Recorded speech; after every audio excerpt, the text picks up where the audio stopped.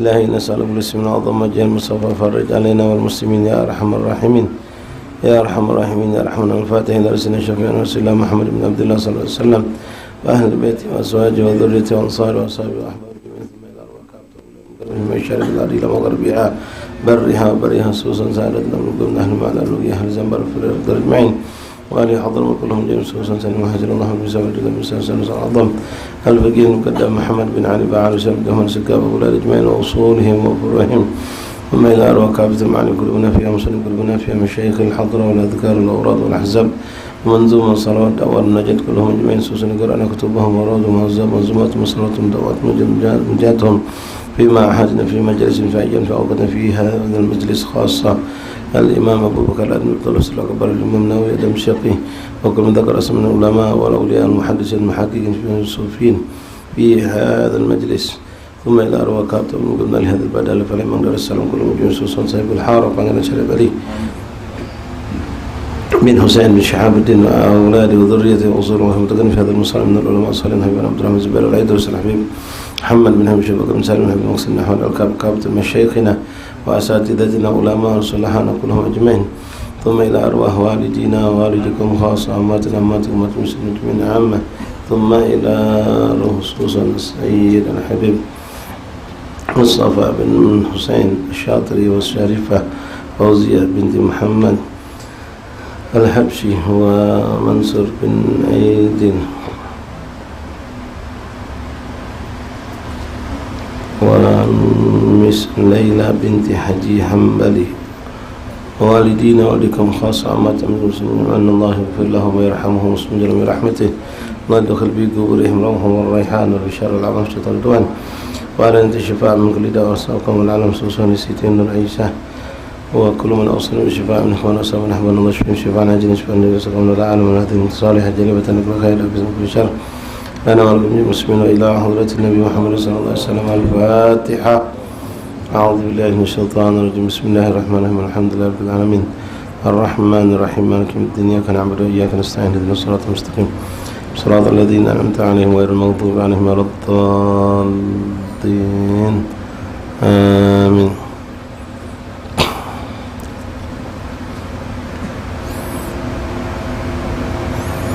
بسم الله الرحمن الرحيم الحمد لله رب العالمين وبه نستعين على أمور الدنيا والدين وصلى الله وسلم على خير خلق الله أجمعين سيدنا مولانا محمد صادق الوعد الأمين وعلى آله وصحبه حق قدره مقدار عظيم سبحانك لا علم لنا إلا ما علمتنا إنك أنت العليم الحكيم وتب علينا يا رب إنك أنت التواب الرحيم اغفر لنا وارحمنا وأنت خير الراحمين فانصرنا على القوم الكافرين اللهم يا من وفق أهل الخير وأعانهم عليه اللهم الخير وأعنا عليه اللهم هذا منك بك وإليك ولا حول ولا قوة إلا بك وصلى الله على سيدنا محمد نبي الأمي وآله وصحبه وسلم الحمد لله رب العالمين. معاشر الحبايب معاشر الإخوان حاضرين جماعة مجلس تعليم مصلى رياض الجنة كامبون مارا رحمني رحمكم الله السلام عليكم ورحمة الله وبركاته. Alhamdulillah, thumma alhamdulillah, laka alhamdu syukur ya Rabbana, bersyukur kepada Allah SWT yang kembali mengizinkan kita, memilih kita, mengumpulkan kita dan memuliakan kita dengan perkumpulan ini. Allah berikan kita sehat walafiat dan Allah berikan taufik untuk kita sehingga mampu menggunakan sehat afiat untuk taat kepadanya. Allah berikan kita waktu luang, Allah berikan kita bermacam fasilitas kehidupan dan Allah berikan kita taufik untuk kita mampu memanfaatkan waktu luang dan fasilitas kehidupan yang Allah berikan untuk taat kepadanya. Mudah-mudahan ini bertanda Allah cinta kepada kita dan Allah akan memberikan janjinya untuk kita, la in syakartum la azidan. Mudah-mudahan Allah tambahkan nikmat-nikmat seperti ini baik secara kuantitas atau kualitas dari nikmat Allah tambahkan untuk kita. Amin Allahumma amin ya rabbal alamin. Masyaallah hibai rahimani rahimakumullah. Tanpa terasa bulan Zulqa'dah pun telah lewat setengah bulan. Malam ini sudah masuk malam ke-17 daripada bulan Zulqa'dah. Yang tidak lama lagi insyaAllah kita akan menyongsong hari-hari yang penuh berkah, yaitu 10 pertama daripada bulan Zulhijjah, yang Rasulullah SAW menyuruh kita untuk memperhatikan hari-hari tersebut dengan memperbanyak ibadah, terutama tasbih, tahmid, tahlil, takbir dan berpuasa sunnah. yang begitu besar ganjaran daripada puasa tersebut. InsyaAllah kita berharap mudah-mudahan Allah panjangkan umur kita sampai bertemu dengan hari-hari tersebut dalam keadaan sehat walafiat, dalam keadaan kelapangan waktu, dalam keadaan berikan taufik oleh Allah untuk mampu mengambil keberkahan hari-hari tersebut dengan beribadah. InsyaAllah pertemuan akan datang kita akan bahas tentang Asyra awail min syahr Zulhijjah yang jarang dibahas di luar, paling di kalangan asatis-asatis kita suka membahas itu, tentang 10 pertama hari-hari yang berkah dari bulan Zulhijjah, puncaknya pada tanggal 9 dan 10 Zulhijjah. Baiklah ikhwan rahimakumullah, melanjutkan kembali pembacaan kitab Al-Adhkar Imam Nawawi Ad-Damsyiki rahimahullah taala, masih seputar tentang fungsi lisan atau fungsi lidah manusia, apa yang harus kita lakukan dan apa yang harus kita jaga dari keburukan-keburukan yang mampu menjerumuskan kita ke dalam azab Allah Subhanahu wa taala. Karena banyak hadis Rasulullah mengingatkan kita berapa banyak orang itu terjerumus ke dalam api neraka cuma dikarenakan satu kalimat yang dia ucapkan. Kita banyak beribadah, banyak melakukan kebaikan, tapi lidah tak terjaga, kemungkinan untuk selamat dari api neraka Allah mungkin sangat tipis. Karena lisan ini menjadi tempat sebab kita banyak mendapatkan kecelakaan. Sebagaimana hadis Rasulullah SAW mengatakan, al-bala muwakkalun bil mantik. Bala itu, bala dunia, bala kubur, bala akhirat bermula kebanyakan dari lisan manusia. Ya, bala yang kecil, bala permusuhan, perpecahan, perperangan, pembunuhan, fitnah dan seterusnya. Dan menyusul setelah bala dunia, bala akhirat, mulai dari adab kubur. Kalau lewat lisan ini kita akan teradab. Karena paling banyaknya adab kubur, kata Rasulullah SAW, disebabkan oleh 3. Paling banyak adab kubur itu disebabkan oleh 3 perkara: ghibah, namimah, dan kurang bersih dalam istinja.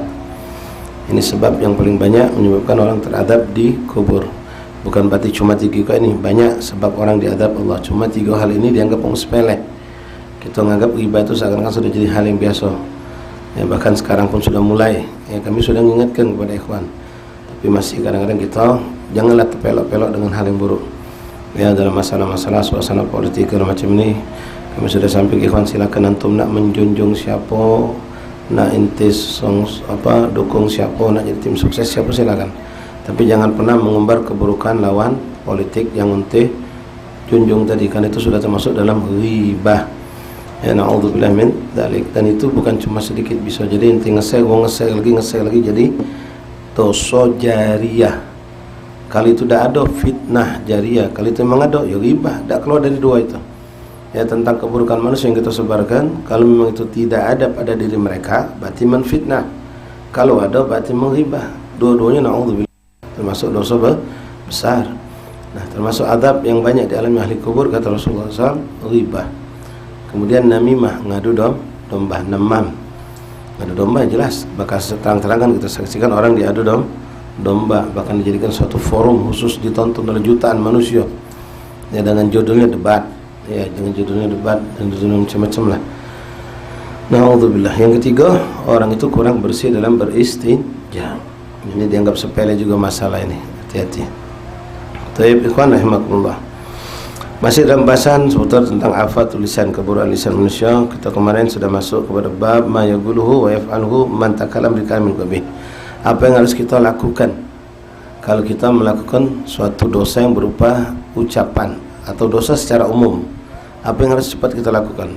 Atau apa yang harus kita perintahkan kepada orang yang kita saksikan melakukan dosa? Terutama di sini dibahas tentang dosa yang berhubungan dengan lidah. Sebenarnya secara umum. Ya, ayat ini ditampilkan oleh Imam Nawawi juga dalam kitab ini, umum sifatnya. Namun pembahasan kita seputar tentang lidah.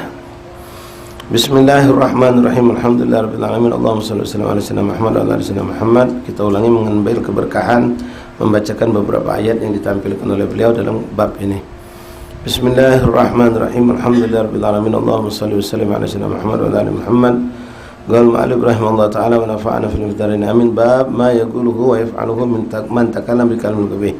Bab menjelaskan tentang apa yang harus dia lakukan dan dia ucapkan kalau dia melakukan ucapan-ucapan yang kotor, ucapan-ucapan yang mengandung dosa.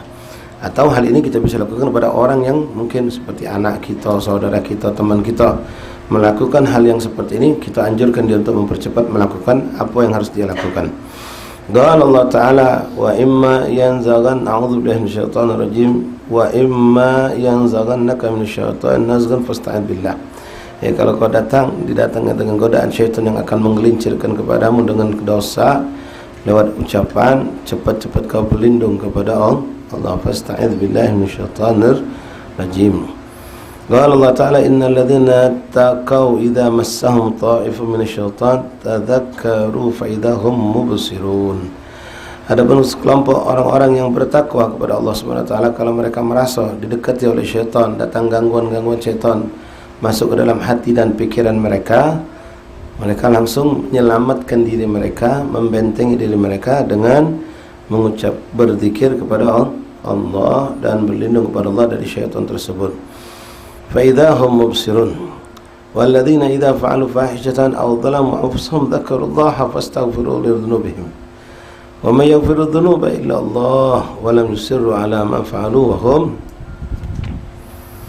يعلمون أولئك جزاؤهم مغفرة من ربهم وجنات تجري من تحتها الأنهار خالدين فيها ونعم أجر العاملين.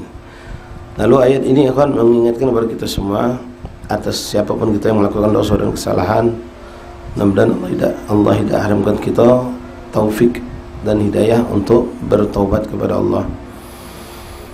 Allah mengatakan walladzina idza fa'alu fahishatan aw dhalamu anfusahum, adapun mereka orang-orang yang melakukan perbuatan dosa atau menzalimi diri mereka sendiri dengan perbuatan dosa, perbuatan dosa dengan berbuat yang mungkin orang lain tidak ada yang tahu, kita dewek ngawikannya di tempat yang tersembunyi, tapi kita sadar kalau Allah melihat kita. Allah tidak pernah luput dari pandangannya kepada siapapun makhluknya. Makna terhijab kita dari Allah itu, Allah tidak pernah terhijab dari kita. Kita yang terhijab, kita yang seakan-akan ada benteng antara kita dengan Allah. Maksudnya apa? Kita terjauhkan dari hal-hal yang bisa mendekatkan diri kepada Allah.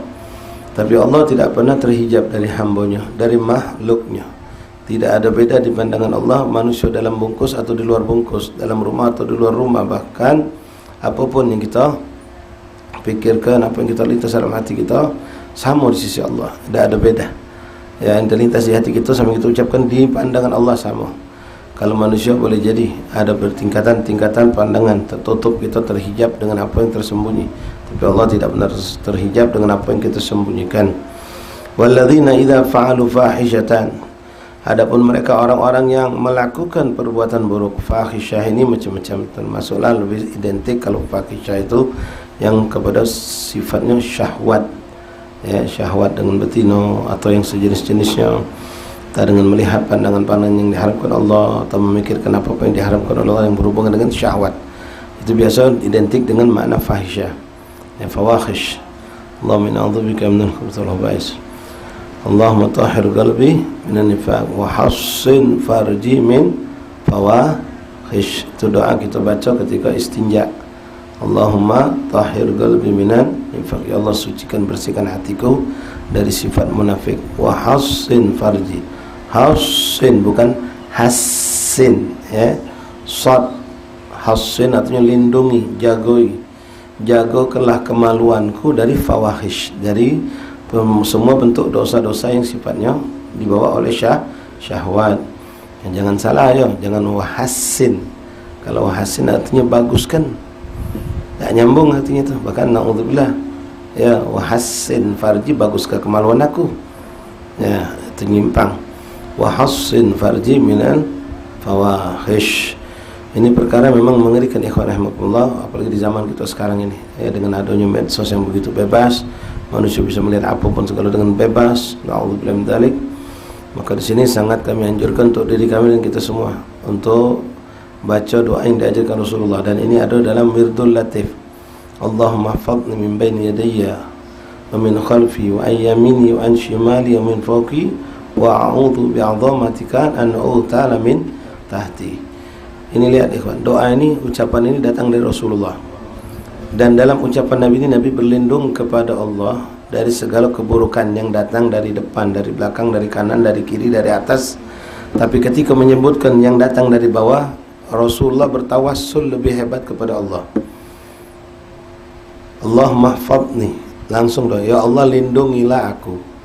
Tidak pakai tawassul. Allahumma mahfadni min baini yadayya, dari apa yang datang dari depan, wa min khalfi, yang datang dari belakang, wa an yamini, yang datang dari kanan, wa an shimali, yang datang dari kiri, wa min fawqi, yang datang dari atas. Tidak langsung wa min tahti, tidak. Tapi beliau mengatakan wa a'udzu bi'azamatika, dan aku berlindung kepadamu dengan segala keagunganmu ya Allah, dari segala keburukan yang datang dari bawah. Ulama menafsirkan macam-macam makna dari bawah ini. Ada yang memaknakan bencana alam, musibah yang tiba-tiba yang kita tidak ketahui. Tapi lebih banyak yang memaknakan yang dari bawah tuh itu kemaluan, keburukan, musibah yang datang lewat kemaluan. Wa a'udzu bi'azamatika. Rasul tidak mengatakan wa min tahti, min fawqi, wa min tahti, tidak.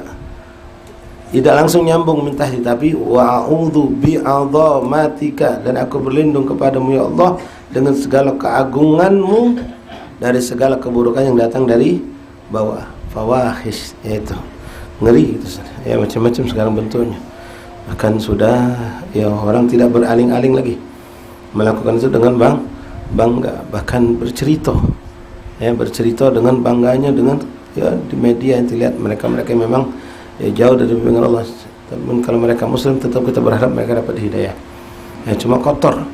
Ya, mereka cerita itu dengan vulgar, tanpa aling-aling, tanpa malu. Bahkan mereka berselingkuh sama selingkuh, dia laki berselingkuh, bini selingkuh, biasa baik.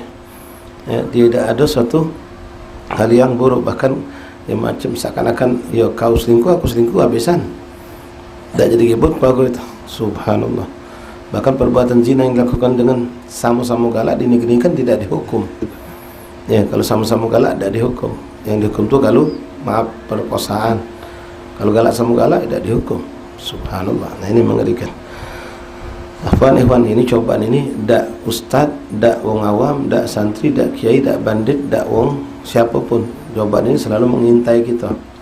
Ya, dak yang kawin, dak yang belum kawin, bujang ataupun sudah tua. Cobaan ini selalu datang mengganggu kita. Makanya Rasulullah mengatakan tadi wa a'udzu bi'azamatika. Ya, jadi jangan, apalagi maaf yang masih jomblo, yang bujang ini jangan galak duduk dewean sama HP. Cari kegiatan, cari kesibukan. Cari kegiatan. Kalau kita suka duduk bengong, ya keadaan syaitan seperti dia akan datang, atau datang pikiran-pikiran yang berbahaya. Ya, membuat kita kadang-kadang datang pikiran yang was-was yang tidak ada karuan itu. Ya, was-was, syak, ragu dan selanjutnya. Tapi kita ulangi lagi, walladzina idza fa'alu fahishatan, itu orang-orang yang melakukan perbuatan dosa. Aw dzalamu anfusahum, atau mereka mendolimi diri mereka sendiri. Ya dengan apa? Macam-macam. Termasuk kita mendolimi diri ini dengan maksiat, jelas. Dua, dengan membuang nikmat Allah. Allah beri kita waktu kosong, beri kesempatan untuk ibadah, tapi kita buat tidur, buat kelakar, buat hal-hal tidak manfaat. Itu mendolimi diri sendiri termasuk. Ya, Allah memberikan kita kesehatan, Allah memberikan kita rezeki yang berlimpah, tapi tidak kita gunakan untuk taat, bahkan kita gunakan untuk sekedar yang mubah. Kalau yang haram jelas itu maksiat. Nah itu termasuk mendolimi diri sendiri. Rabbana dhallamna anfusana wa illam taghfir lana wa tarhamna lanakunanna minal khasirin. Maka mereka ketika sadar tentang kemaksiatan yang mereka lakukan, dzakurullaha fastaghfiru dzunubihim. Mereka langsung ingat kepada Allah dan beristighfar, memohon ampun atas dosa-dosa dan kesalahan tersebut. Ini nikmat ya, kalau kita diberikan Allah taufik untuk istighfar, minta ampun dan bertobat kepada Allah. Bina'udzubillah min dzalik, musibah dan musibah kalau orang bermaksiat dan tidak ada penyesalan pada dirinya, tidak ada keinginan untuk bertobat kepada Allah. Itu musibah atas musibah. Apalagi menganggap dosa itu dosa yang sepele. Memang ikhwan, dosa ada istilahnya dosa besar, ada dosa kecil. Istilah itu ada dari zaman Rasulullah. Rasul mengelompokkan ada dosa besar, ada dosa kecil. Tapi bukan berarti mentang dosa kecil lalu kita sepelekan, kita lakukan, tidak. Ya, justru orang yang menganggap dosa kecil itu adalah kecil, sepele, itu perbuatan menyepelekan dosa itu lebih besar dari dosa itu sendiri. Sudahlah, cuma nyingok sekali lewat juga. Cuma. Dianggapnya dosa itu dosa kecil. Ini kan dosa besar, dosa kecil juga. Nah, menyepelekannya dia terhadap dosa kecil ini itu lebih besar daripada dosa itu sendiri. Termasuk kabair, karena dia secara tidak langsung menyepelekan rahmat kasih sayang Allah, ampunan Allah subhanahu wa ta'ala. Orang mukmin, kata Rasulullah SAW, menganggap suatu dosa yang kecil itu bagaikan gunung yang akan ditimpakan di atas kepalanya. Tapi kalau munafik, na'udzubillah min dzalik, dosa besar sekalipun dianggapnya seperti lalat yang hinggap di mukanya. Tepis kincak ini beda. Tak dianggap sedang apa-apa. Ya, hal yang sepele. Tapi orang mukmin, mudah-mudahan kita dikelompokkan Allah dari kelompok ini, anak istri kita juga tidaklah melakukan suatu dosa yang kecil, tapi dia langsung ketakutan menganggap ini suatu dosa yang besar. Sampailah mudah-mudahan Allah berikan kepada kita ikhwan tingkatan terhadap sunnah Rasul pun sama. Begitu kita melakukan sesuatu yang makruh, kita ngerasa penyesalan yang besar, walaupun itu cuma makruh juga. Tak, tetap di mata kita suatu hal yang makruh itu adalah suatu yang buruk yang buat kita ngerasa nyesal luar biasa. Meninggalkan satu sunnah Nabi menjadi suatu penyesalan. Ya, karena kesibukan sampai lepas sholat duha, tak sempat saking sholat duha, itu jadi sesalan kita sampai besok masih kita astagfirullah, cobalah aku tadi bangun, cobalah aku tadi sempat, cobalah, jadi penyesal walaupun itu sunnah. Nah, itu orang seperti itu dapat satu kedudukan di sisi Allah, artinya dia tahu gimana ya kedudukan satu sunnah Rasulullah. Terlambat dalam kebaikan, terlambat sholat, terlambat ke majlis, terlambat dalam segala hal yang baik, itu jadi suatu penyesalan. Apalagi ada sebab yang memang melalaikan. Ya, terlambat tadi itu gara-gara hal yang melalaikan walaupun bukan haram, itu menjadi suatu penyesalan pada dia. Terlambat tak boleh ihram dari imam, nyesel. Terlambat dah dapat saf depan Jumatan, nyesel. Terlambat masuk masjid, tak sempat melok baca doa fajar, nyesel. Tak sempat solat sunnah qabliyah, nyesel. Ini Allah nikmat kalau kita diberikan Allah hal yang seperti itu. Ya, suatu kenikmatan yang patut kita syukuri. Tapi kalau tidak ada penyesalan, tidak ada merasa sedih ketika fatat minal khair, lepas dari itu suatu kebaikan, ini na'udzubillah, maaf ya, itu berarti ada kemunafikan pada diri kita.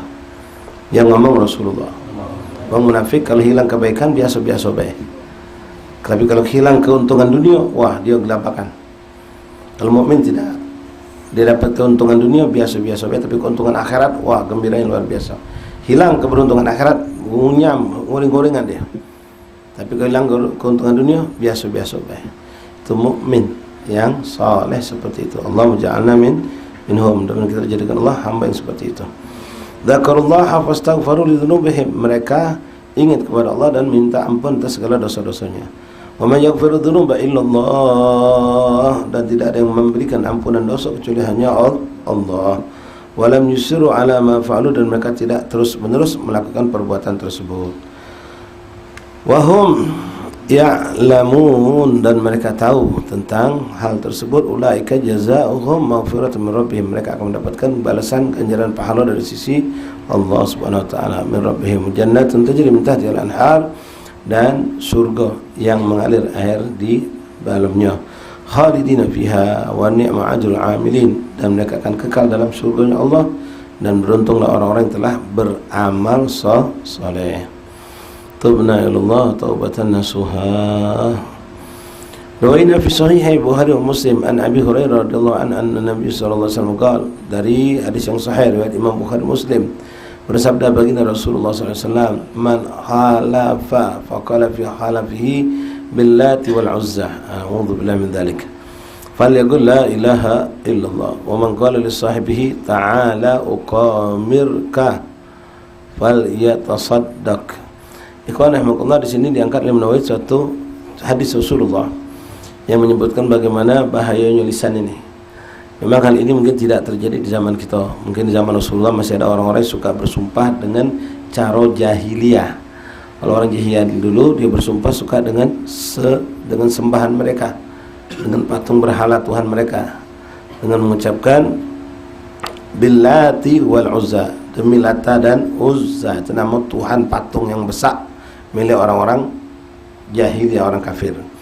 Nabi mengatakan man halafa faqala fi halafihi, siapa yang bersumpah lalu dia mengatakan billati wal uzza, demi Lata wal Uzza, maka orang ini dianggap keluar dari Islam. Faqul, maka cepat dia ucapkan kalimat syahadat la ilaha illallah Muhammad Rasulullah SAW. Wa man qala li sahibihi, dan siapa yang mengatakan kepada sahibnya dengan ucapan ta'ala ugamiruka falyatasaddaq. Nah, ucapan seperti ini juga ya artinya mempertaruhkan. jadikan barang taruhan seperti judi. Ya, itu juga tidak diperbolehkan. Maka orang yang mengucapkan seperti itu kepada saudaranya dengan mempertaruhkan, jadi seakan-akan kawannya dijadikan suatu barang taruhan, maka falitasaddaq itu suatu kefasikan. Maka dia harus bertobat dan bersedekah. Ada hukumannya atau ada kafaratnya, itu dengan bersedekah. Wa'lam anna man takallama biharam aw fa'alahu wajib alaihi mubadara ila taubah.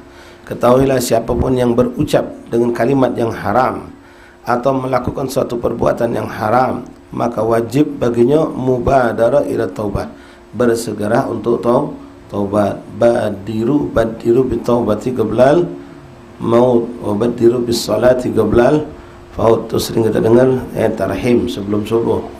Kalau dulu sering itu, ya arhamar rahimin irhamna, sedap dengannya itu, ya arhamar rahimin irhamna wa'afina wa'afu anna wa ala ta'atika wa dhikrika inna. Subuh ning suara. Lalu badiru bis salati qablal faut wa badiru bit taubati qablal maut. Segeralah kamu bangun untuk salat, jangan sampai lepas waktu salat. Wa badiru bit taubati qablal maut, dan segerakanlah kamu bertobat sebelum datang kematian. Tubna ilallah taubatan nasuha. Walaha thalathatun arkan. Taubat itu ada 3 rukun, kata Imam Nawawi, dan ini sudah sering kita dengar dari para ulama. Yang pertama, ayyagla'a fil hal anil ma'siyah. Orang itu dikatakan taubat, pertama dia harus tinggalkan maksiat itu. Kalau dia bercokol di suatu tempat yang di situ dia bermaksiat, dia tinggalkan tempat itu. Kalau dia punya alat atau sesuatu yang digunakan untuk maksiat, dia buang atau dilepaskan itu. Dia buang daripada alat tersebut. Itu baru menunjukkan kalau dia taubat, bukan cuma istighfar baik. Wa ayyandama ala ma fa'al, dan dia menyesal benar-benar. Penyesalan benar-benar menyesal, membuat dia sampai menangis di hadapan Allah atas suatu dosa atau kesalahan tersebut.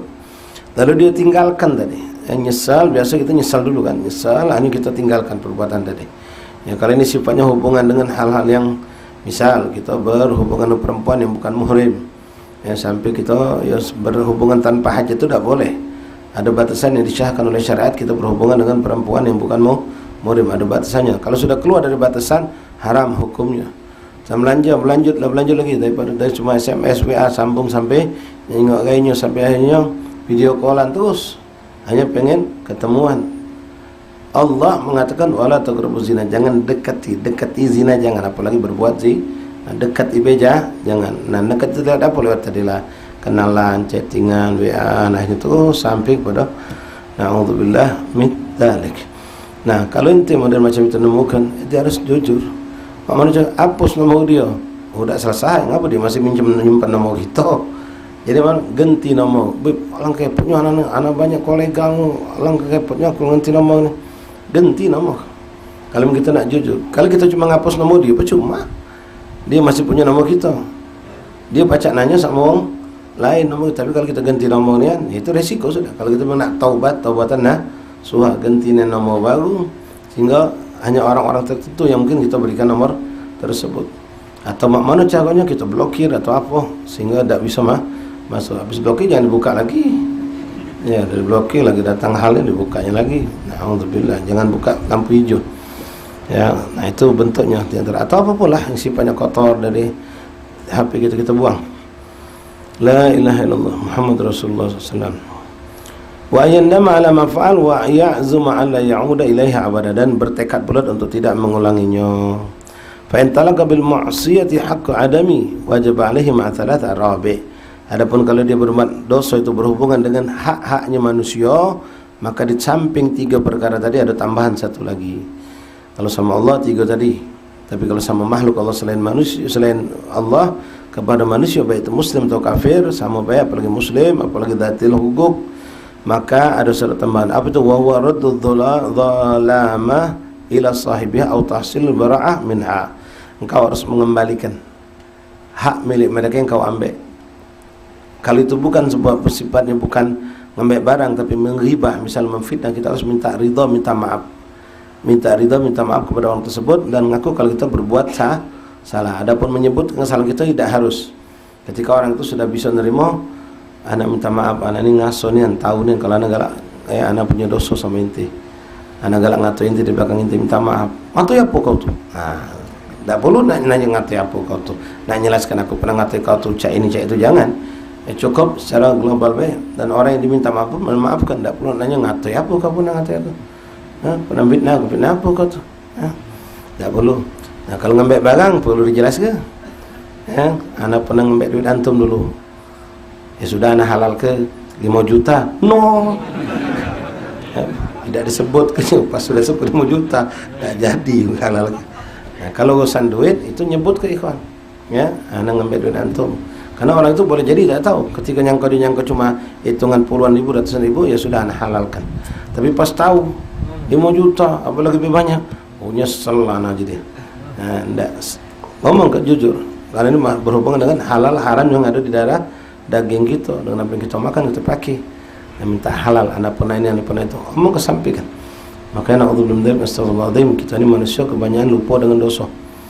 Sementara Allah tak pernah lupa dengan dosa kita. Kita pernah mata kebatangan uang, pernah ngerusak kacau umat. Apalah kerusakan kecil-kecil kalau kita tak ada ngomong. Kita anggap hal sepele, biasalah, tak apa-apalah, sedikit juga, sekali-sekali juga. Bukan sengaja, tak sengaja kita tuh. Mungkin ada sengaja, minta maaf. Bahkan adab kita Indonesia ini Masya Allah, belum berbuat dosa sudah minta maaf. Minta maaf Pak Hen, bang lewat Pak Hen, minta maaf. Minta maaf, belum apa-apa, minta salah apa dah. Minta maaf, apalagi kalau kita berbuat salah, walaupun tidak sengaja.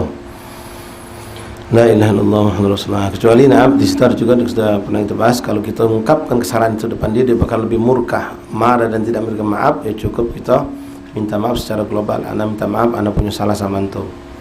Ya tidak perlu kita pretelis juga. Tapi ketika orang itu tidak dalam keadaan emosi, tenang, nyaman, boleh kita sebutkan anak pernah berapa kali ghibah antum, anak pernah membuat fitnah terhadap antum, anak pernah sebutkan. Biar kita lega, dia juga nerima. Ketika orang itu memang dalam keadaan tenang, senang, boleh seperti itu.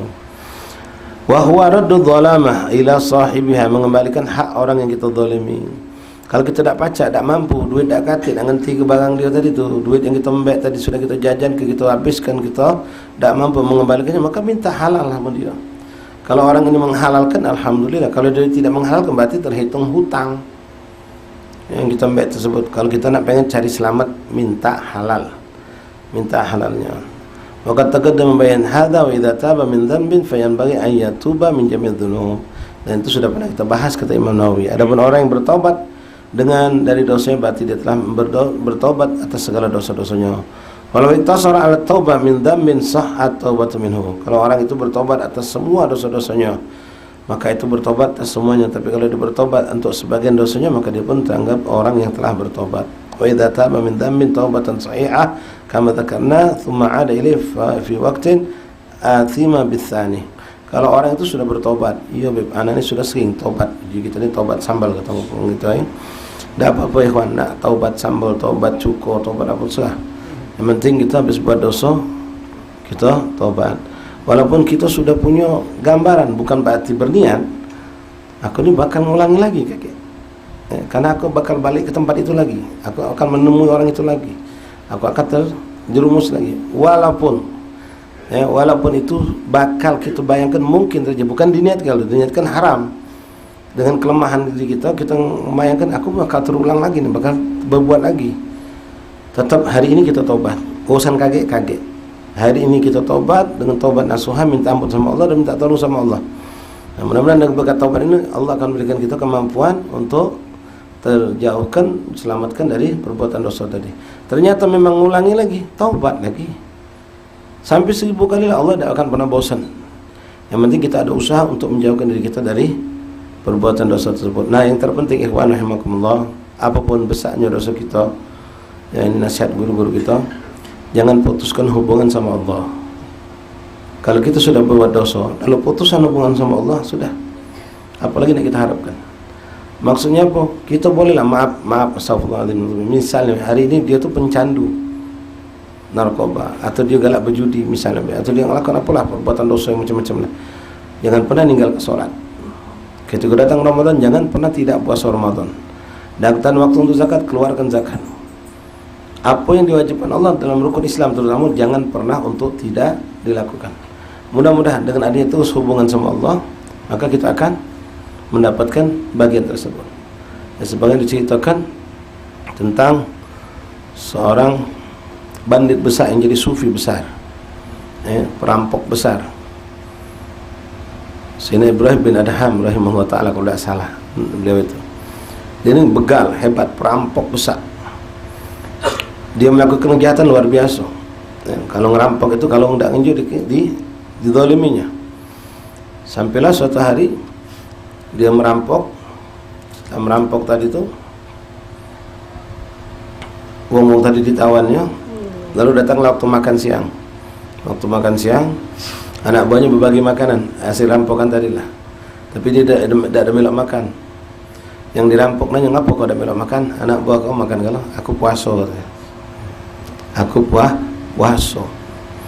Terkejut wong yang dirampok, kau bandit, kau berbuat jahat tapi kau puasa. Iya, ngapa aku udah putus hubungan sama Allah, walaupun aku tahu aku berbuat dosa kejahatan itu.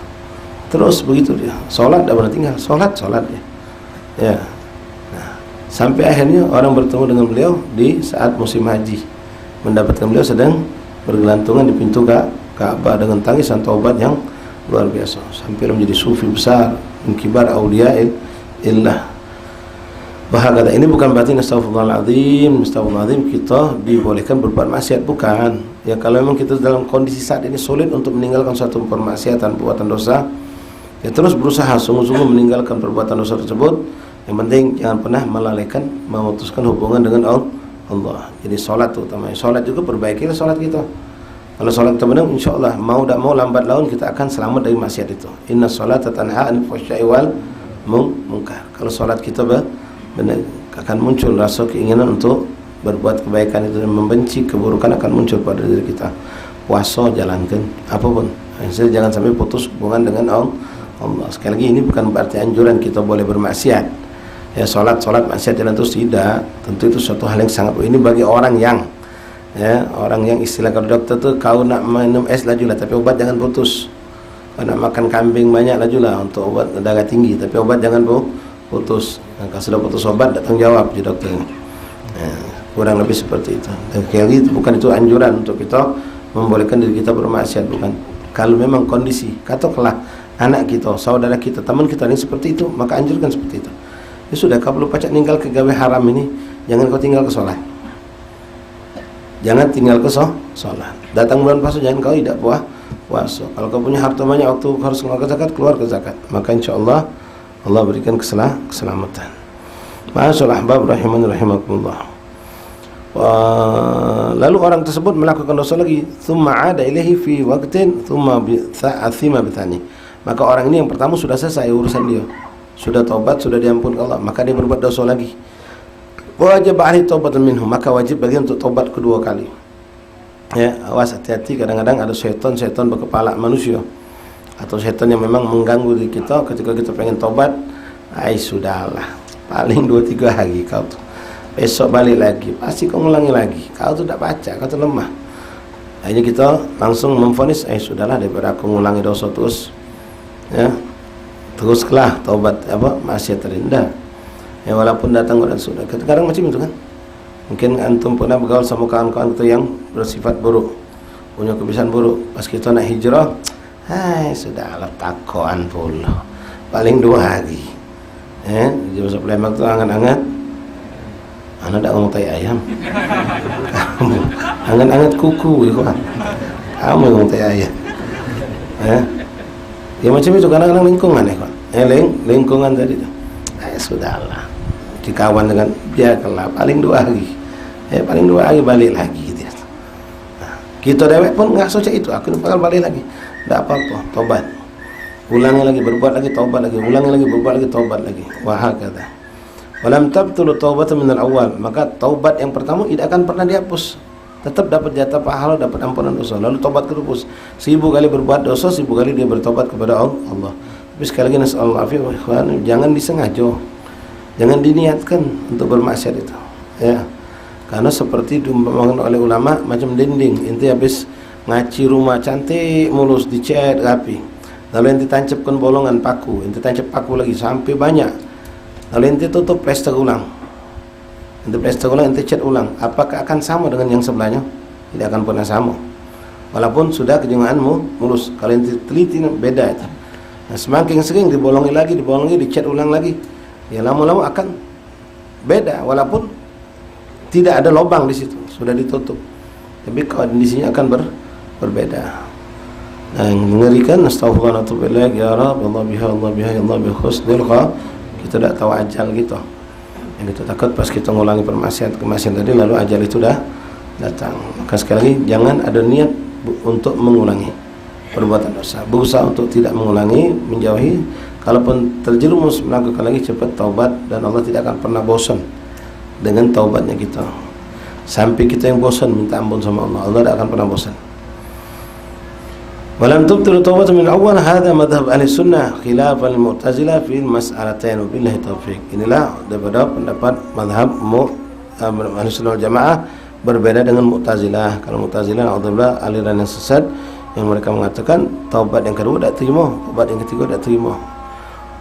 Wallahu a'lam. Bab fi alfadh hukiya an jamaah min ulama karahatiha wa lasat makruha. Wallahu a'lam. Untuk adzan isya, nanti pada isya minta waktu yang sebentar, kita bacakan tahlil untuk beberapa jenazah keluarga kita yang meninggal, termasuk yang ada di kampung ini, Habib Mustafa bin Hussein Syatri, dan juga kebetulan adik mertua kami yang lanang di Cikampek, yang di Jawa Barat juga meninggal.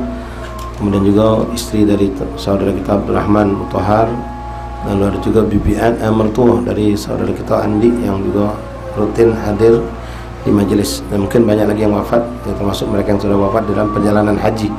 Kita doakan, dan kita insyaallah pada sholat isya nanti sholat gaib, mungkin ya kita sholat gaib untuk Habib Mustafa, juga untuk saudara mertua kita, sama juga semua jamaah haji yang wafat di Mekah ataupun di Madinah atau dalam perjalanan tersebut. Fadhal adzan Habib, insyaallah.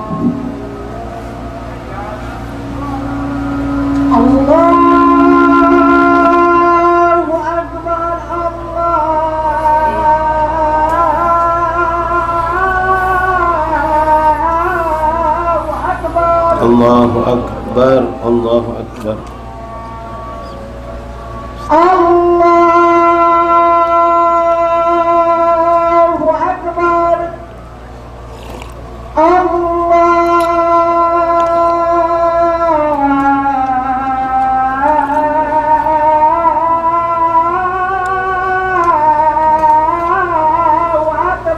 Allahu Akbar. Allahu Akbar, Allah.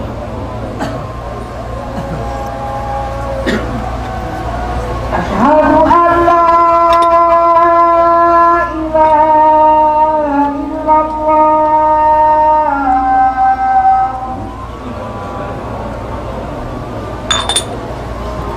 Asyhadu an la ilaha illallah. Asyhadu an la ilaha. Asyhadu anna Muhammadar Rasulullah.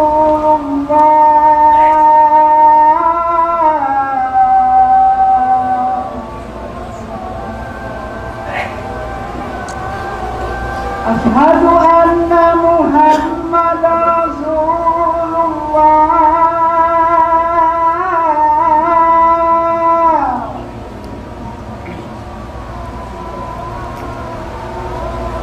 Hayya 'alal shalah.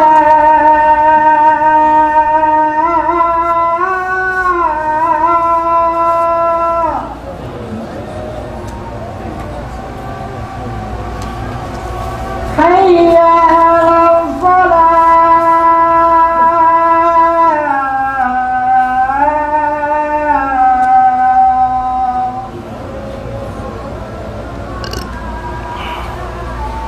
Hayya 'alal falah.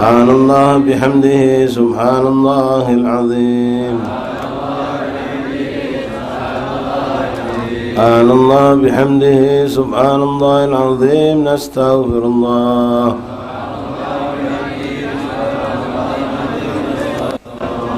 يا الله يا الله يا الله يا الله يا الله يا الله يا الله يا الله يا الله يا الله يا الله يا الله اللهم صل على حبيبك سيدنا محمد وآله وصحبه وسلم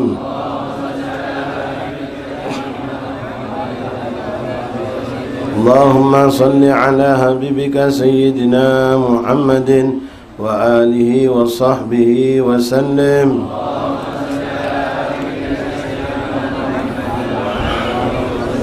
اللهم صل على حبيبك سيدنا محمد وآله وصحبه وبارك وسلم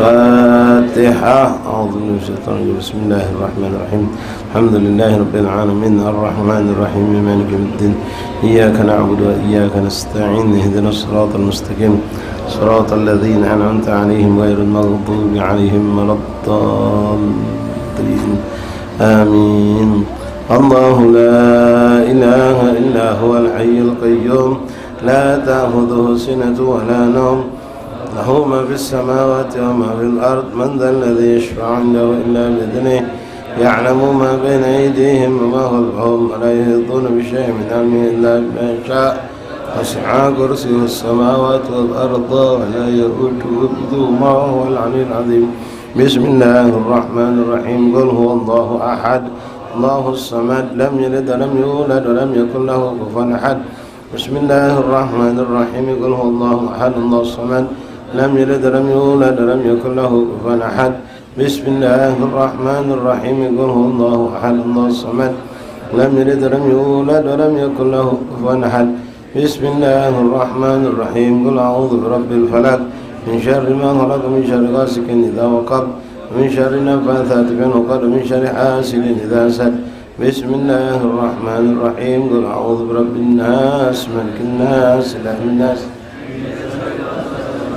الذي يوسوس في صدور الناس من الجنة والناس صدق الله العظيم استغفر الله العظيم بسم الله الرحمن الرحيم الحمد لله رب العالمين حمدا يوافي نعمه ويكافئ مزيده يا ربنا لك الحمد كما ينبغي لجلالك الكريم عظيم سلطانك اللهم صل وسلم على سيدنا محمد في الاولين والاخرين وصل وسلم على سيدنا محمد في النبيين المرسلين وصل وسلم على سيدنا محمد في كل وقت وحين صل وسلم على سيدنا محمد في الملأ الاعلى الى يوم الدين صل وسلم على سيدنا محمد حتى ترث الارض ومن عليها وانت خير الوارثين وصلى وسلم على سيدنا محمد عبدك ورسولك النبي الأمي وعلى آله وصحبه أجمعين اللهم اجعل وأوصل وبلغ وتقبل ثواب ما قرأنا من القرآن العظيم ما حل له من لا إله إلا الله والسبحان سبحان الله بحمده وقلنا يا الله يا الله ما صلينا وسلمنا على نبيك محمد صلى الله عليه وسلم وما أقمنا من درس هذه الليلة في هذا المجلس مبارك هدية منا واصلة ورحمة منك نازلة بركة شاملة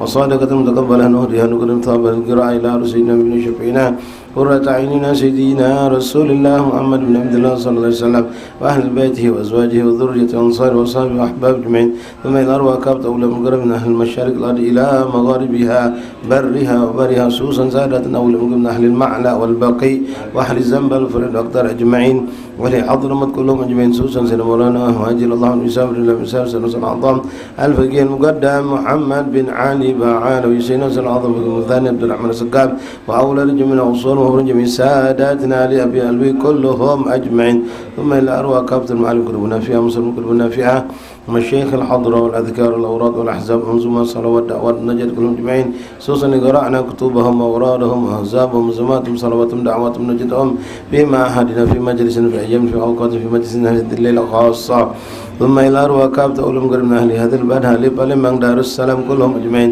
خصوصا بانغران شريف علي بن حسين بن شهاب الدين وأولاده وذريته والحبيب بما عبد الرحمن بن عبد الرحمن محمد بن شباب بن سلمة بن محمد الكعب وكافة مشايخنا ومن ينفق ومن يتصدق ومن يخدم في هذا المصلى إلى أرواح خصوصا من اجتمعنا هنا بسببهم الحبيب إلى رحمة الحي القيوم الحبيب مصطفى بن حسين الشاطري والشريفة فوزية بنت محمد الحبشي و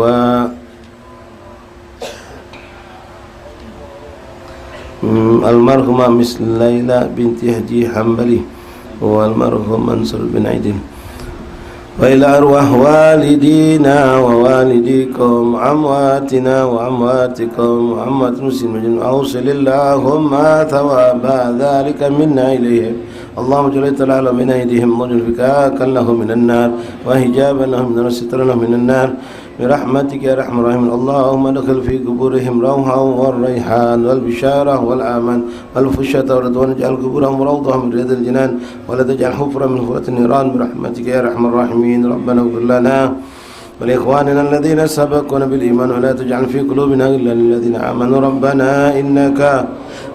ربنا آتنا في الدنيا حسنة وفي الآخرة حسنة وقنا عذاب النار وصلى الله على سيدنا محمد وآله وصحبه وسلم سبحان ربك رب العزة عما يصفون وسلام على المرسلين والحمد لله رب العالمين سر الفاتحة بسم الله الرحمن الرحيم الحمد لله رب العالمين الرحمن الرحيم مالك يوم الدين إياك نعبد وإياك نستعين اهدنا الصراط المستقيم صراط الذين أنعمت عليهم غير المغضوب عليهم ولا الضالين آمين اللهم ربنا تقبل منا إنك أنت السميع العليم وتب علينا إنك أنت التواب الرحيم اغفر لنا وارحمنا أنت خير الراحمين فانصرنا على القوم الكافرين برحمتك يا أرحم الراحمين صلى الله عليه وسلم محمد وآله وسلم الحمد لله رب العالمين. Masyaallah hamba rahimakumullah, yang kita tahlil ini dari Sayyid Al-Habib Mustafa bin Husain Syatiri. Beliau dulu masa sehatnya aktif hadir di majlis ini. Dia duduk sebelah kiri membelangi sungai, situ tempat beliau duduk. Sempat beliau mengalami sakit untuk yang sempat menghalangi hadirnya beliau secara jasad. Tapi insyaAllah beliau selalu menyimak dari rumah beliau dan anak-anaknya alhamdulillah aktif di musola ini dan masuk berkhidmat di kampung ini. Beliau pergi haji, ya, masuk Madinah dan diwafatkan Allah di kota Madinah. Ini luar biasa. Ya, mungkin kita mau sayang, cobalah haji dulu. Ya, Allah sudah ngatur yang paling cantik. Jangankan sudah nyampe Madinah, orang yang belum sempat berangkat tapi niat sudah nak haji, sudah ada usaha, itu sudah dicatat Allah haji mabrur masykur, sudah dapat pasti. Apalagi sudah berangkat, kita belum sempat berangkat sudah punya niat kuat nak pergi haji atau meninggal misal, itu hajinya sudah dicatat oleh Allah makbul sudah.